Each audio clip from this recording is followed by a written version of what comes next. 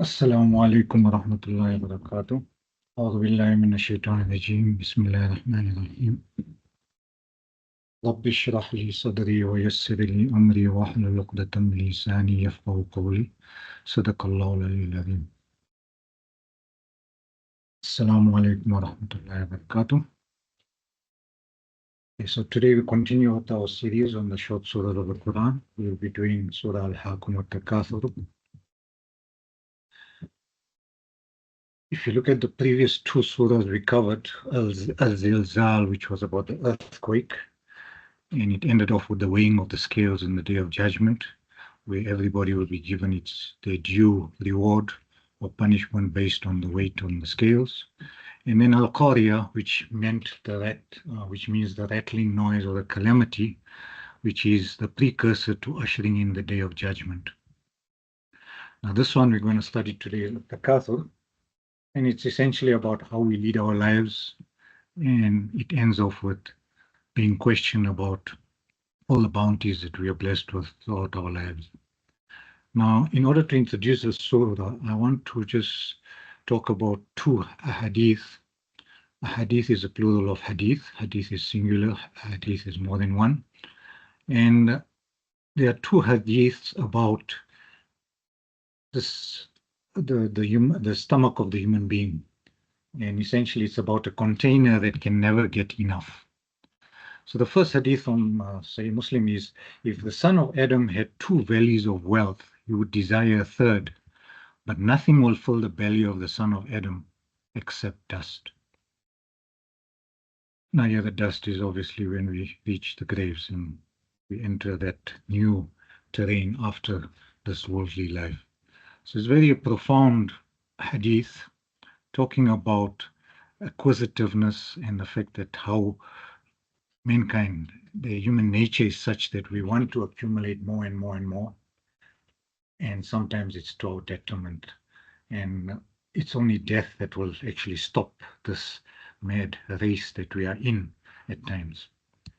Then the second hadith is of a slightly different angle, that it says the son of Adam does not fill any vessel worse than his stomach.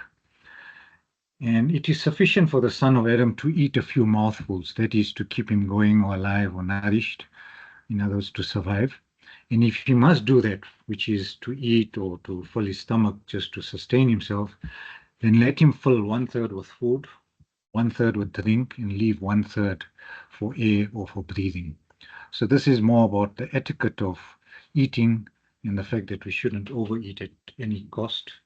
And maybe it's also the answer to obesity and all the other sicknesses we have in today's lifestyle that we lead. So I think the main one is about the first hadith, which ties in very well with the first ayah of the surah that we're going to study. Now let's look at some examples. Now, wealth in itself is not a problem, having it, right? But if you have the inordinate, in other words, an insatiable like love for wealth, where you just want to have more, and even more is not enough, and you want more than that, and it continues like that in a vicious cycle until you reach the end of your life and death, that is the problem of having wealth. It's not so much having the minimum that you require in order to survive and sustain yourself. Now, we have some examples in the Quran. In Surah Kahf, there's one short story there about two farmers.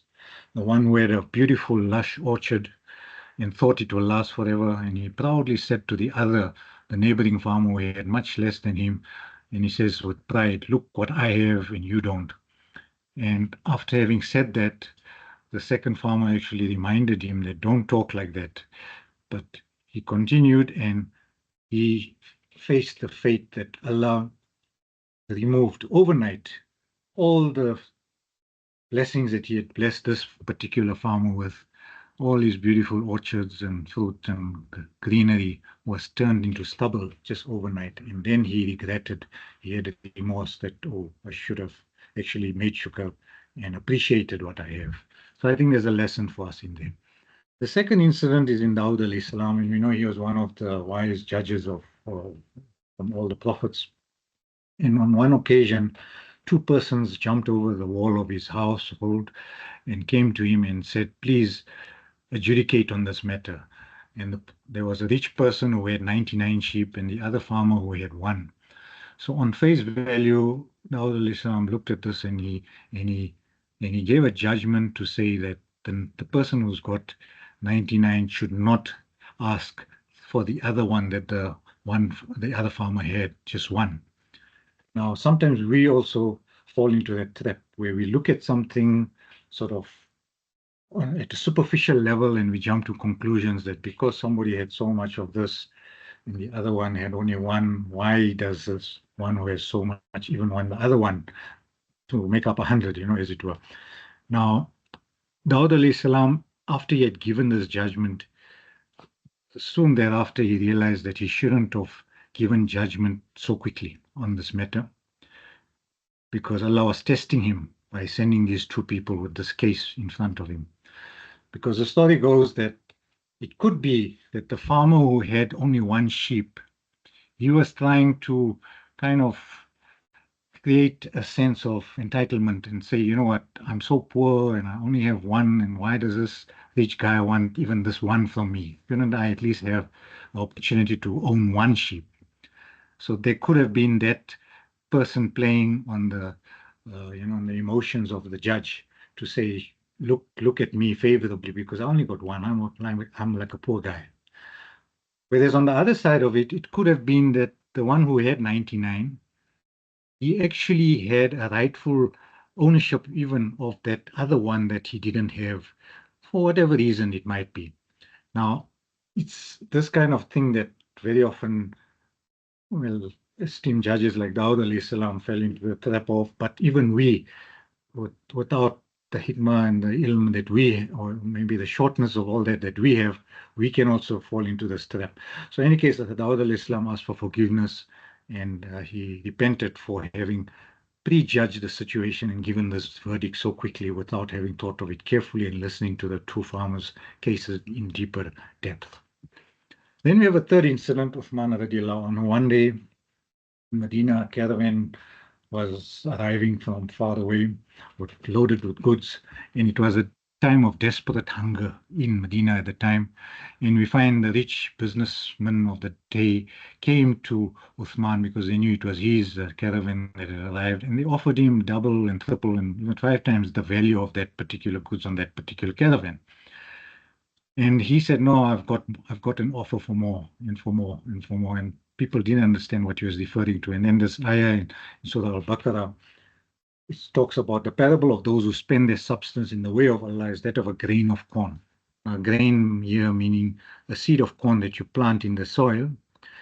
That thing grows 7 years, or 7 cobs of corn will grow in each plant, and each ear has got 100 grains in it.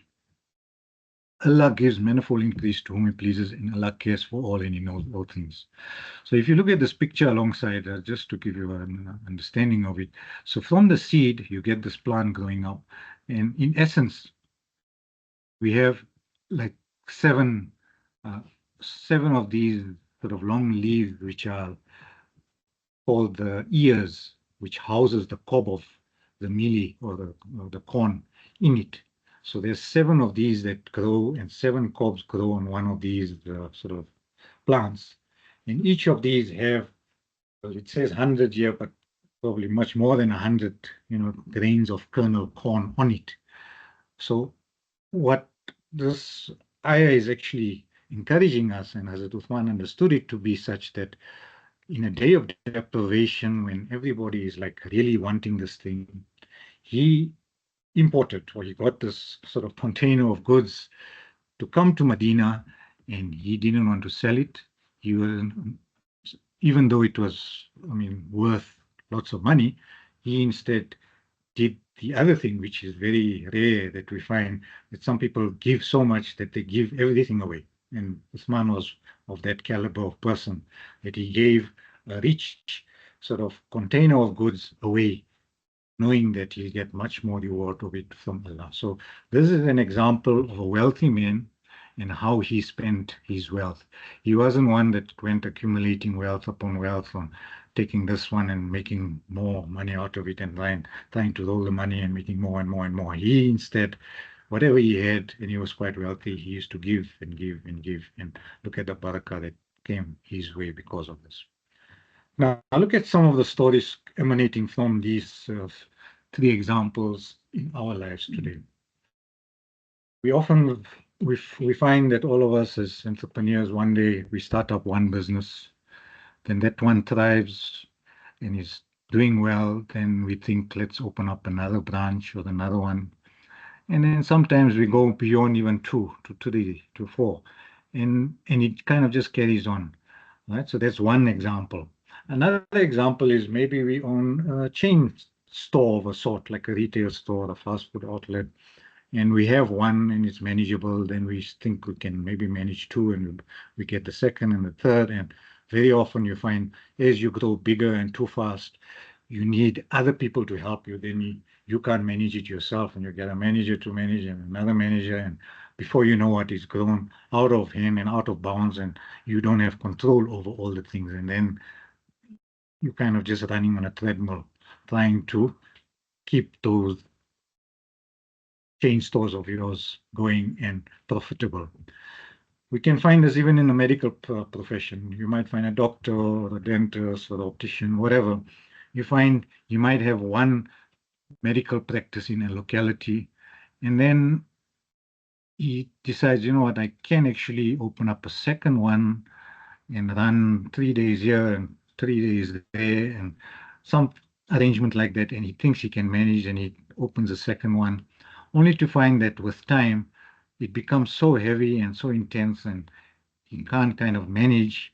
Then he either has to get a locum to run the second one and manage it, or sometimes he runs himself into the ground where his family and his personal life gets affected as a result of putting his hands into too many sort of ventures. Then we have on a corporate level as well, maybe a company buying out another company similar to it through mergers or acquisitions, and in the process it grows too fast, too quick, and then that in itself spawns a whole host of other problems, how you manage all these different things that you acquired too quickly, and it becomes another challenge for you. Now, having put those four examples there, I'm sure we can all relate to one or two of those in the circle of friends that we have and even families that we have. Now, Ustad Nauman in his lecture, he gave a very good example. He says there was once a very wealthy owner of a car dealership in America, Muslim person, and then Hurricane Catherine came along and submerged his entire showroom of good cars. And all he could do at the time was the one car that he drove out of the showroom that day before the hurricane struck was the only car that kind of survived this ordeal of this hurricane. And after that, because he didn't have any insurance on it, he had to actually close that whole car dealership down.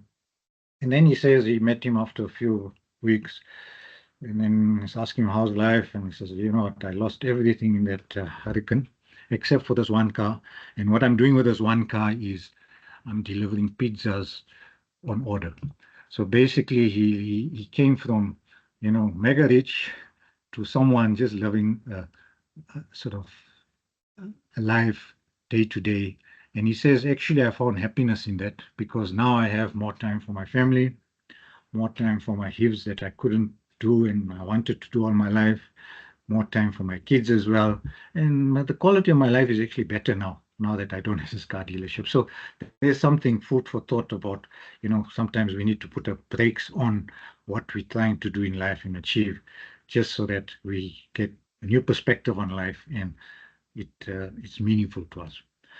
Now, the two questions that arise about all this money acquisition is, when will this sort of acquisition and acquisitiveness and piling and amassing of wealth actually end? It only ends when? At the time of death. In other words, when that person dies, then everything stops, and then you go into that new life in the grave and ready for the year after. And then the other question arises, why do we go through all this, trying to open more branches and more of everything? Sometimes it's out of pride. We want to massage our egos and show, hey, I've arrived and I've achieve so much in life. So pride could be one reason, or sometimes it's rivalry. It's, in other words, if somebody, your neighbor or somebody else in the neighborhood could have done this, then I can do better.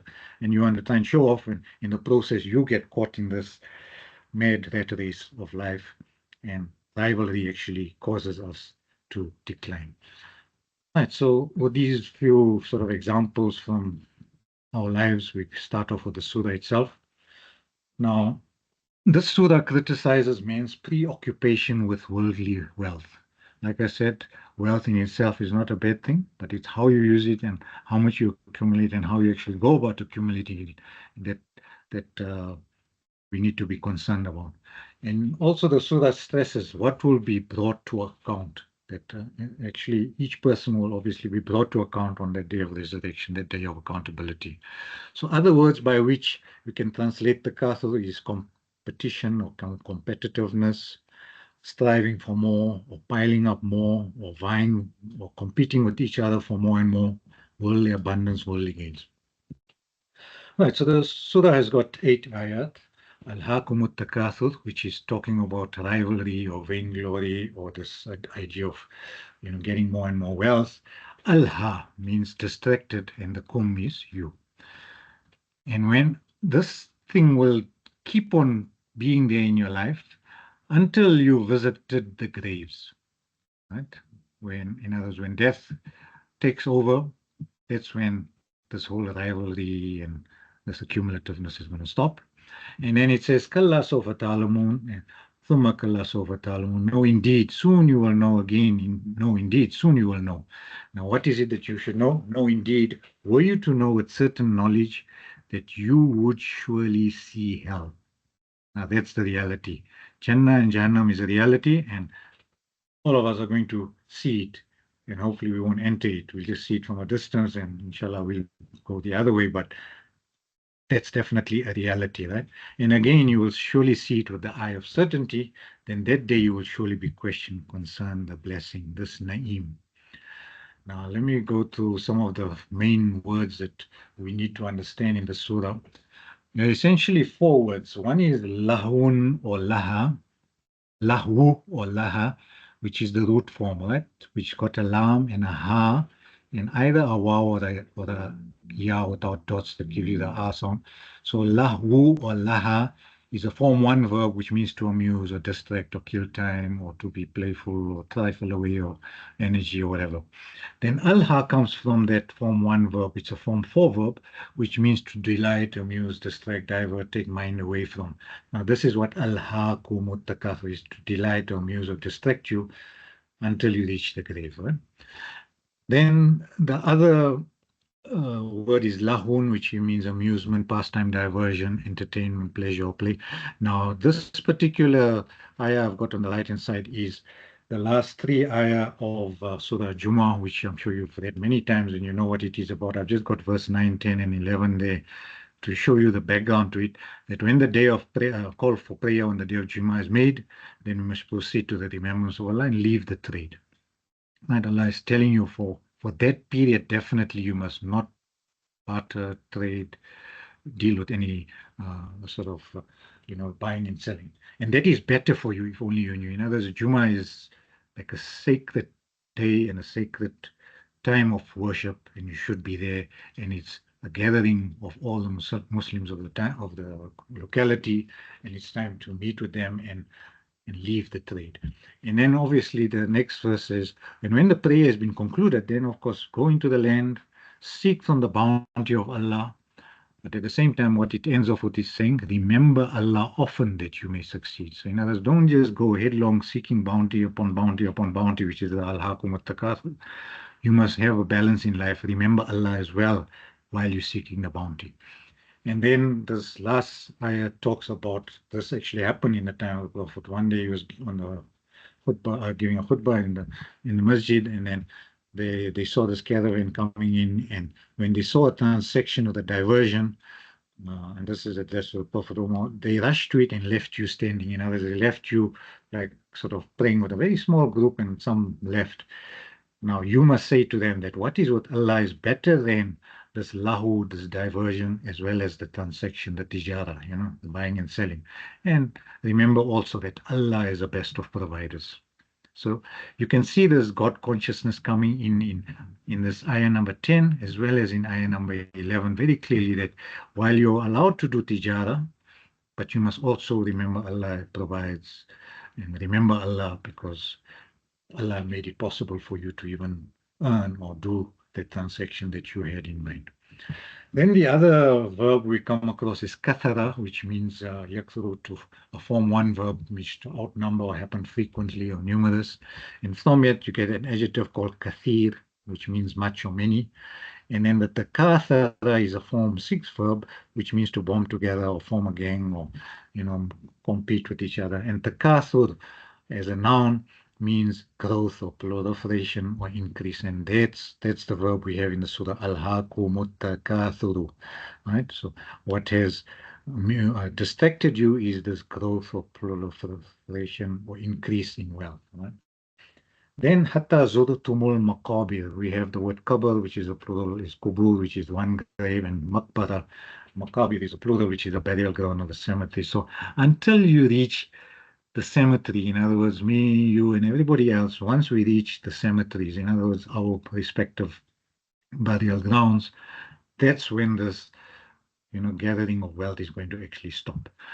And then the last word in the surah is the word na'im, which means one bounty or blessing. Now, we've had this na'im, this word ni'ma, which means bounty in Surah Al-Fatiha, ihdina siratal mustaqim siratal ladhina an'amta alayhim, right? Show us the path of those who you have blessed or you have given bounty to. Okay, so knowing these four words, I think we can come to now the other one concept that we get in the surah, which is the 3 stages of knowing something for certain. One is ilmul yaqeen, which is the knowledge that is certain. Right? So in other words, the theoretical knowledge about something. Then a deeper next level would be the ainul yaqeen, which means ain is an eye, so you see it, you've got the eye of reality to see whatever that thing is. So you're seeing it like with the eye of certainty. So that theory that you had is now in practice. You can see it in front of you. And then the ultimate one is haqqul yaqeen, where you have the truth. In other words, you really experience it. So you might enter that or feel it or experience it firsthand, and you know something for sure. Now, in the physical world, we know there's a lot of gravity and physics that come into play, right? So say if we're traveling on a road and we see a felt fire from a distance. So the first thing you see is the smoke. Now, your knowledge about physics will tell you that wherever there's smoke, there has to be a fire, right? So that is like just from the knowledge of physics, of how nature works, right? So we know that where there's smoke, there is fire. So this is the ilm we have about, and we're certain that there will be fire because we just got the knowledge that this is how nature works. Then if you come closer to the fire and you can actually see the flames now, right? Then with the eye of certainty, you know for sure that that fire is a reality. It's there. It's physical. It's in front of you. You can see it with the eye of certainty. Now, if, God forbid, it's a fell fire running over the road and your car is there, and now you take a decision that let me enter it. Maybe it's a short distance and I'll come out on the other side and all will be fine and I'll be on my way. So you enter it with your car, right? Or you drive through it. Now you get immersed in the fire and the smoke and everything else. And all your 5 senses get immersed in the fire. In other words, you can see the thing around you through the glass of your car, the windows of your car. If it's a very hot fire, it might even burst the windscreen or the fire because it's, with the pressure. Then you might even feel the flames in the car, right? So you'll be able to hear the crackling of the flames and all the rest of it. And obviously, you're going to breathe the thing. You're going to breathe the smoke and the flames. And the flames, if they're going to burn something in the car or even make your car explode or whatever because of this fuel in the car, or even catch fire on your clothes and you're going to physically burn, you're going to have the experience and the sensation of burning, then obviously you're going to have the ultimate knowledge, which is haqqul yaqeen, right? Because you have seen it. Now in this surah, they talk about Jahannam. Now, we all have read about Jahannam. It's been described in great detail in Quran and Hadith, many, many parts. So we have knowledge about it. And at this point, we may or may not believe in it, right? We might still doubt it. We think it's far away. We're going to still live along another 80 years. And we forget about the fact that death is soon and the year after is sooner. I mean, it's just after that, right? So we might have the ilmul yaqeen about Jahannam through what we have read and heard or in lectures and read in the Quran and Hadith, right? But take it another level. If you're standing now on the day of judgment and your book of deeds are being assessed and you're getting evaluated, and in a distance you can hear the the fire raging, and you can actually see it also from a sort of in a distance, that you're going to be convinced that you're going to see it with the eye of certainty. And this is what Allah is guaranteeing in the surah, that you are going to see this with the eye of certainty, right? So you're going to have Ainul Yaqeen. Then finally, after your judgment is done and you go one way or the other, if you get thrown into Jahannam, you're going to experience it firsthand, and there's going to be no denying the truth of its existence. Okay, so those are essentially the story of those three types of yaqeen that you'll have in the surah. Now let's come to the surah. So we've covered the first ayah, which is al-ha, is distraction, and kum is all of you, which means all of us, right? At-Takaathur, this rivalry and accumulation of things that has distracted us from like the greater purposes of life. And it says, Hatta zurtumul maqabir, until you visited the graves. Now, notice here, it's not saying that until you will be visiting the graves, which in reality it is in the future tense, but this is saying, like, as a matter of fact, certainty. In other words, past tense to say, until you visited, that you will definitely even experience the life in the grave. Right? That's the second ayah. Then it's talking about kalla. No, indeed, it's like emphasizing the fact so far in the future. Right? So far is a future far away. Ta'alamun, you will have that ilm. You will know. This ilm is there, the knowledge, and the ta is you, and the waw nun at the end makes it plural. So you all will know. Right? Thumma kalla sofa ta'alamun, that no, again, indeed, you will soon know. Right? Kalla, again, kalla is used three times for emphasis, right? Low ta'alamuna, if you were to know with the ilmul yaqeen, with knowledge, with the certainty of knowledge, then latarawunna al-jahim, that you will see. Ra'a, we had in arayta alladhi yukadhibu bidina, right? To see. So latarawunna, latara, the la is just for emphasis, and even the noon with the tajdid is for emphasis. The verb is the tara in the middle there. Right? So you will see the jahim. Jahim is this raging hellfire. Thumma, then latarawunnaha, that you will see it ain al-yaqeen, with the eye of certainty. So you only had knowledge about it, but now you're going to actually see it. And then thumma latus'alunna yawma idhin anin na'im. Sa'ala is a question. Latus'alunna will be again you will be, and then the la and the nun at the end emphasis that you will definitely be questioned yawma idhin, that day, about the na'im. Now the na'im is a singular word. An'um or ni'amat are plural of na'im. Now, an interesting explanation of this comes again from the seerah of the Prophet. One day, the Prophet ﷺ had gone through a few days of hunger. There's absolutely no food in his house, and he was like starving on that day. Right? Then Hazrat Abu Bakr comes to his house and says, have you got any food? I'm starving. So the Prophet obviously didn't have anything, and soon thereafter, Hazrat Umar also walks in, and he was also starving. So the three of them were like absolutely hungry. So they go to one Sahabi, the Prophet ﷺ, and they ask for some help, and that Sahabi gives them some dates and water. Now, just before the three of them started eating this, the Prophet looked at Abu Bakr and Umar and said, you know what? This is a na'im. In other words, one blessing that all of us are going to be questioned about. In other words, this little bit in the day, even of deprivation, this absolute minimum that we've got today as a bounty from Allah, we are going to be questioned about it.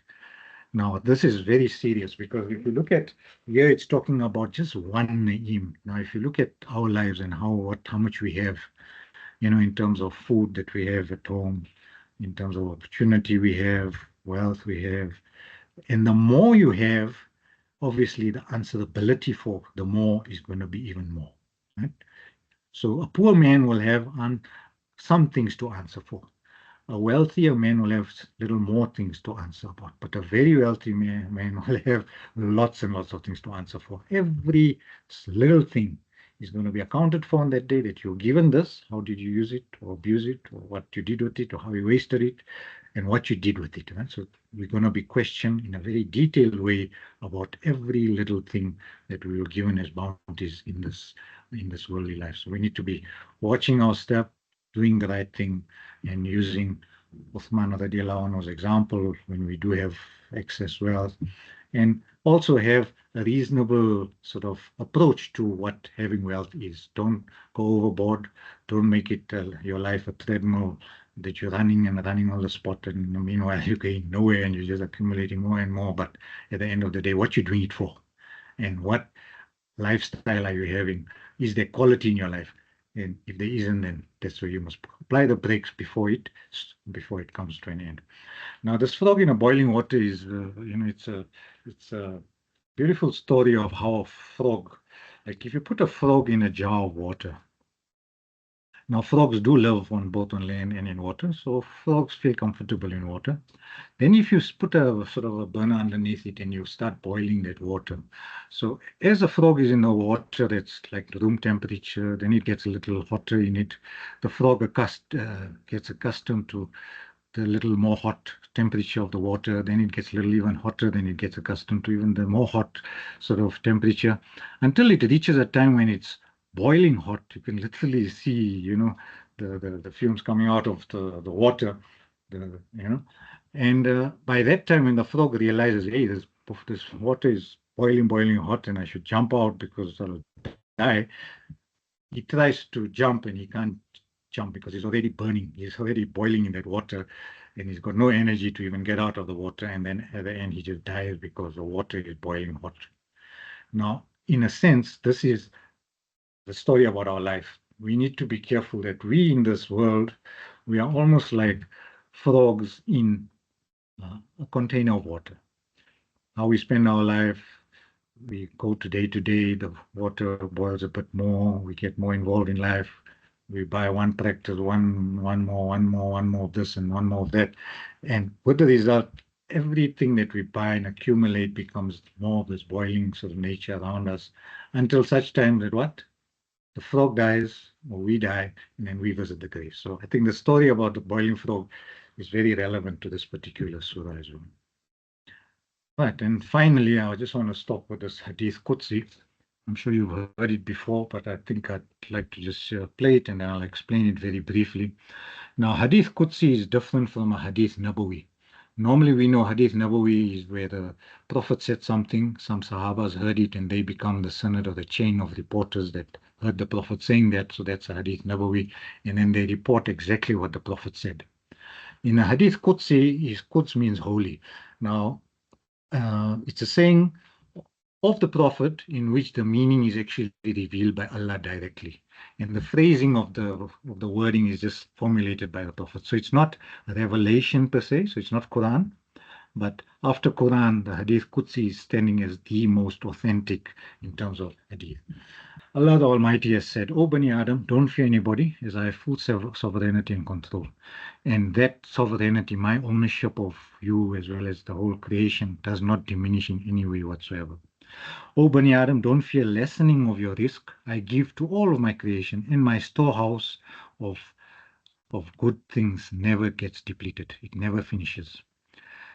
Now, this is applying to humankind, all animals, the sea life, the insects. Everything has got its risk from this bountiful storehouse of Allah. Right? But in the case of human beings, he says, I created you for ibadah, submission as a slave. So don't treat this as a lightly thing or have fear about it as such. So tread like in the middle course. Don't be overly like scared about it. The fact that you must make, have ibadah and worship me, but don't treat it lightly also. So you should work hard to earn the risk. In your heart should always be reliant on me. So have this balance that you're striving to earn in the world, but you're relying on Allah. If you are pleased with what I have blessed you with, your body and heart will be at ease and you will be praised by me. So you'll have ease from the stresses of striving in this world. But if you are not content with what I've promised and allocated to you, then I swear I will unleash the world onto you, and you will run like animals in search of it, and you will still not get except what I have ordained for you. So this whole issue of qada and qadar, what Allah has ordained for you, you will still get, no matter how hard you run and no matter how mad you run like animals in search of it. All right? So I created the seven heavens and earth, so it is no trouble for me to send you a piece of bread or put food on your table. Oh, Bani Adam, don't ask me for your risk of tomorrow, just as I have not asked you for your deeds of tomorrow. And oh, Bani Adam, I have created you in the best of molds, and you are my preferred creation, so fulfill your rights to me as it should be done. So I think this Hadith Qudsi puts it quite well in that it's talking about having a balance. That seek your rosy, don't just expect things to fall from the sky. You must work hard for it, get it, but at the same time you must have consciousness about Allah, rely on me, and it's only me as Allah that can give you whatever you need in life. So remember, work hard, strive hard, but be grateful for what you have, and don't try and go overboard in what you're searching for as well, because you can only attain that much which has been pre-allocated to you in any case. Okay, with that, inshallah, I'll stop on that note. We'll talk about the hadith thing perhaps on another occasion. We'll end with the Surah Al-Asr, Wal-Asr, Bismillah ar-Rahman ar-Rahim. Wal-Asr, Inna al-insana lafi qusr, illa alladhina amanu wa amilu s-salihat, wa tawasaw bil-haqq, wa tawasaw bis-sabr.